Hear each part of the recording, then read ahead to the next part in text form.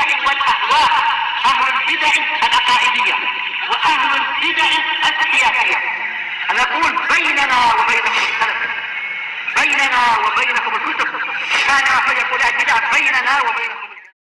Al-Bukhari rahimahullah. Al-Babus Saminu Wassalasun, bab yang ke-38. Babu dafnin nukhamati fil masjid, menanam kahak di dalam masjid. Yang diinginkan oleh Imam Bukhari di sini adalah yaitu sebagai bentuk kafarah. Kalau memang dia tidak mendapat, kalau memang didapati yaitu apa, sudah terlanjur keluar kahak, mungkin tidak sempat ditahan atau apa, batuk hanya keluar, ya sudah, berarti apa, segera ditanam itu. Dan yang diinginkan di sini dijelaskan oleh Imam Ibnu Rajab Al-Hambali dalam Fathul Bari beliau, yaitu wajibnya untuk menjaga kebersihan masjid dan menjaga kesucian masjid dan seterusnya.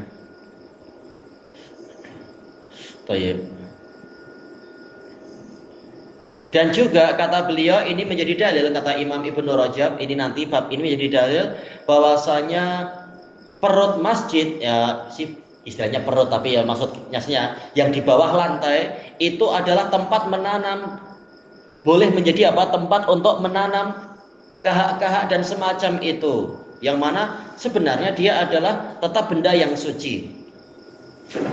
Ya masalah boleh. Adapun permukaannya tidak boleh. Karena apa? Nanti akan menyakiti, mengganggu, merusak kebersihan masjid juga.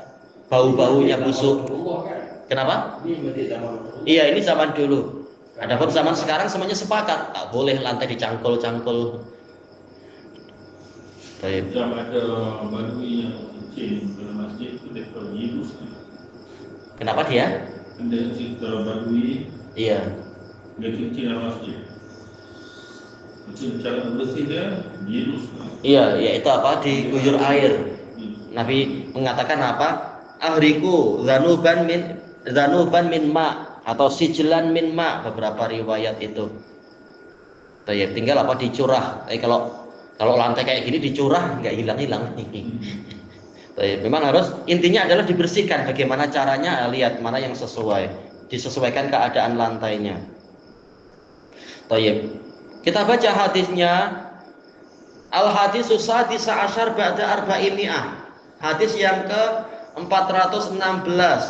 Haddatsana Ishaq ibn Nasr. Qal haddatsana Abdur Razzaq an Ma'mar an Hammam sami'a Abu Hurairah radhiyallahu anin Nabi sallallahu alaihi wasallam qala idza qama ahadukum ila shalah, jika salah seorang dari kalian berdiri menuju ke salat, fala yabsuq amamah, maka janganlah dia meludah ke hadapannya. Fa innama yunajillaha, karena dia itu hanyalah berbisik-bisik kepada Allah, madama fi musallat, selama dia di tempat sholatnya. Wala an yamini, dan jangan pula ke sebelah kanannya. Fa inna an yaminihi malakan, karena di sebelah kanannya itu ada malaikat. Wala yabsuq an yasarih, tapi hendaknya dia meludah ke sebelah kirinya, au tahta qadamih, atau ke bawah telapak kakinya, fayudfinuha, kemudian dia menanamnya. Imam Bukhari meriwayatkan dari Ishaq bin Nasr, beliau ini adalah Abu Ibrahim. Ishaq bin Ibrahim bin Nasr, Abu Ibrahim. Dan beliau adalah Al-Bukhari, dari Bukhara. Qala haddatsana Abdur Razzaq, beliau adalah Abu Bakar Abdur Razzaq ibnu Hammam As-Sun'ani Al-Yamani, asbatun nas fi Ma'mar. An Ma'mar, guru beliau yaitu Abu Urwah Ma'mar ibnu Rashid Al-Basri summal Yamani, menikah di Son'a.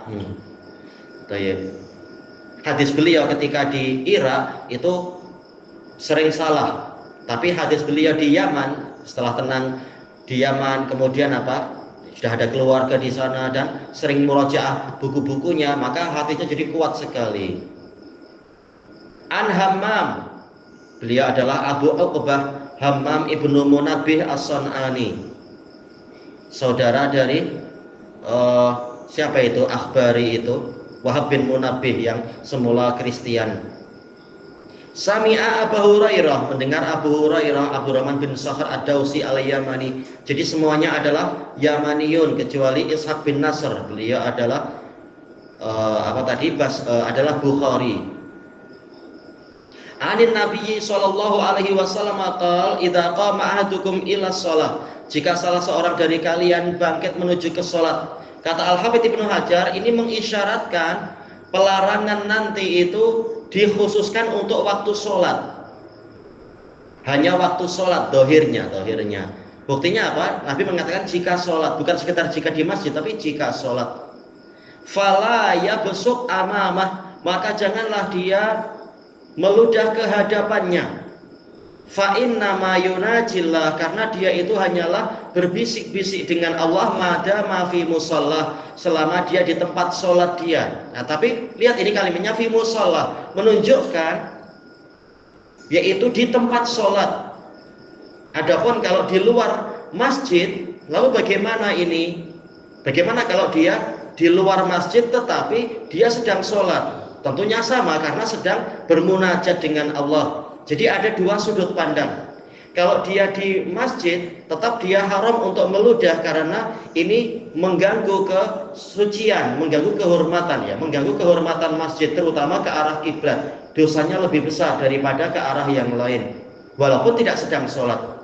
Dari sisi yang lain, kalau dia sedang sholat maka dan dia meludah ke depan, dosanya lebih besar daripada kalau tidak di dalam sholat. Kalau tidak dalam sholat tidak mengapa, kecuali masalah di dalam masjid ya, jangan kalau di dalam masjid. Tayyib. Itu terkait dengan masalah meludah ke hadapan. Wala an yaminih, dan jangan pula ke sebelah kanan. Fa inna an yaminihi malakan, karena di sebelah kanannya ada malaikat. Disebutkan oleh Al-Alamah As-Sindi rahimahullah, malakan di sini nakirah li ta'zim. Saking agungnya malaikat yang kanan, maka dikhususkan. Padahal apa? Sebelah kiri juga ada malaikat, tetapi sebagai bentuk pemuliaan malaikat yang kanan, saking mulianya malaikat yang kanan, maka dikhususkan. Ke kiri boleh, jangan ke kanan. Al-Hafidz Ibnu Hajar mengomentari pendapat yang seperti ini, bukan mengomentari pendapat As-Sindi. As-Sindi didahului oleh banyak ulama. Beliau mengatakan ini pendapat banyak ulama kibar, yaitu sebelah kanan, walaupun kanan kiri ada malaikat, tetapi untuk kanan itu khusus. Karena apa? Malaikatnya lebih mulia, lebih besar. Yang kiri tidak mengapa, walaupun ada malaikat juga. Tapi kata Al-Hafidz, riwayat yang lain mengisyaratkan perkara yang lain. Masalahnya yaitu apa? Di beberapa riwayat disebutkan bahwasanya karena di sebelah kanan itu malah ada apa? Katibul hasanat, yang mencatat kebaikan. Apalagi ini situasi sholat, tidak terkait dengan keburukan. Jadi ini perkara gaib ya. Kata Al-Hafidz yaitu untuk selama sholat malaikat sebelah kiri tidak hadir, mengisyaratkan ke situ. Karena ini amal kebaikan. Yang hadir hanya pencatat kebaikan sebagaimana di sebagian riwayat. Walaupun tentunya ini dibantah juga oleh sebagian ulama yang lain. Dari mana kita tahu yang sebelah kiri juga, yang sebelah kiri tidak hadir? Mungkin tidak orang ketika sholat melakukan kesalahan, mungkin saja sholat tapi masih apa? Celuk tangan atau mengganggu orang lain misalkan, atau apa, dosa mungkin saja, atau niatnya riya, ingin pameran ke orang, ingin viral. Malaikat yang di sebelah kiri mencatat juga, oh ini orang ini riya, orang ini ingin pujian orang. Makanya tetap pendapat yang lain itu sangat kuat, yaitu dua-duanya ada malaikat, cuma malaikat yang sebelah kanan memang lebih mulia sehingga jangan ke sebelah kanan, sebelah kiri diberi keringanan. Buktinya Nabi membolehkan ke sebelah kiri. Walaupun ini masih perkara ijtihadiyah, apakah memang sebelah kiri sama sekali tidak ada malaikat? Karena Nabi hanya mengatakan sebelah kanan ada malaikat, tidak mengatakan sebelah kiri. Boleh jadi ada tapi yang kanan lebih mulia, atau boleh jadi Terkait dengan hadis tadi, sebelah kanan ada pencatat kebaikan. Tidak disebutkan sebelah kiri karena yang namanya sholat ya memang hanya amalan kebaikan. Tapi tetap pendapat yang lain lebih kuat. Tetap pencatat keburukan ada aja karena keburukan masih mungkin untuk dilakukan selama sholat. Intinya jangan ke kanan, jangan ke depan, tapi ke kiri atau ke bawah. Dan beberapa malam yang lalu Anda katakan sebelah kanan ilahnya bukan malaikat, tapi jelas keliru ya. Yang betul ilahnya Nabi sudah mengatakan ilahnya adalah malaikat. Cuma kenapa hanya yang kanan, yang kiri tidak disebut? Itu khilaf dalam masalah ini. Tapi jelas ilahnya sebelah kanan itu memang ada malaikat dan untuk memuliakan malaikat. Sekaligus dia memuliakan sisi kanan. Kemudian ya. Itu alal khilaf. Ibnu Hajar mengisyaratkan yang sebelah kiri tidak ikut. Entah duduk di mana tak tahu. Padahal ayatnya jelas, anil yamini wa anis shimali qa'id. Kanan dan kiri malaikatnya sama-sama duduk. Makanya pendapat Ibnu Hajar tidaklah 100% betul. Nah, jumhur ulama mengatakan tetap ada kanan kiri, cuma yang kanan lebih mulia sehingga kita dilarang untuk meludahi yang kanan. Buktinya dikatakan malakan dengan nakirah li ta'zim. Memang ini khilaf dalam pembahasan ini. Setan pun ada di sekeliling kita tuh, Pak. Insya Allah, setan banyak di sekeliling kita tuh. Ada aja banyak, temannya banyak. Tujuan malaikat ini untuk mencatat. Iya, yang ini mencatat. Malaikat hafadzah lain lagi, malaikat penjaga lain lagi. Yang 4 itu. Maka ini kan ada 4. 4. Ada 4. Iya. Setiap orang ada 4. Iya. Walaupun kafir. Tak tahu, entah. Tapi kemungkinan tetap ya dijaga sesuai dengan tugas, dijaga dari penyakit, dari apa? Karena tidak selalu langsung kalau kena penyakit langsung mati.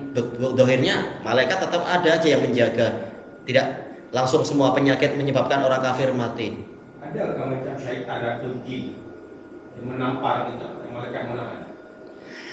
Dohir dari kalam para a'imah mungkin mereka ingin ini, ingin itu, tetapi dijaga oleh para malaikat. Kata Ibnul Qayyim, malaikat ini yang sering menjaga, mengusir gangguan setan, mengusir penyakit, mengusir hewan-hewan yang membahayakan kita, kecuali yang Allah takdirkan kena gangguan setiap saat. Tapi tidak setiap saat kita itu betul-betul terkena bahaya karena dijaga oleh malaikat itu, malaikat yang Allah suruh.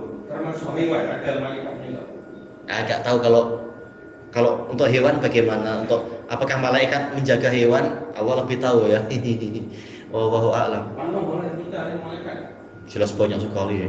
Tidak ada tempat satu jengkal pun di langit kecuali ada malaikat. Memang penuh langit sampai suaranya berkeriut. Dalam hadis Abi Dzar itu. Termasuk di muka bumi penuh malaikat. Boleh jadi ya. Saksi-saksi Allah di muka bumi. Cuma kita tak nampak. Kalau nampak insya Allah soleh nggak jahat-jahat. Malu banget. Malu. Jin pun banyak pernah keliling. Jelas. Jadi kalau kita baca Bismillah waktu masuk rumah, insya Allah banyak yang tak boleh masuk. Kita habiskan ini qal walaya besok an yasari au tahta qadami, dan hendaknya dia meludah ke sebelah kiri atau di bawah telapak kakinya. Telah kita lewati di ikhtisas telapak kaki sebelah kiri. Fayudfinuha, kemudian hendaknya dia menanamnya. Menunjukkan bahwasanya kafarohnya adalah dengan cara menanam. Dan ini bukan satu-satunya cara, tapi mencuci mungkin atau apa, di mop misalkan. Lihat bagaimana agar masjid itu tetap bersih. Baik, kelanjut faedah yang lain hampir sama semuanya. Ilahuna wallahu a'lam.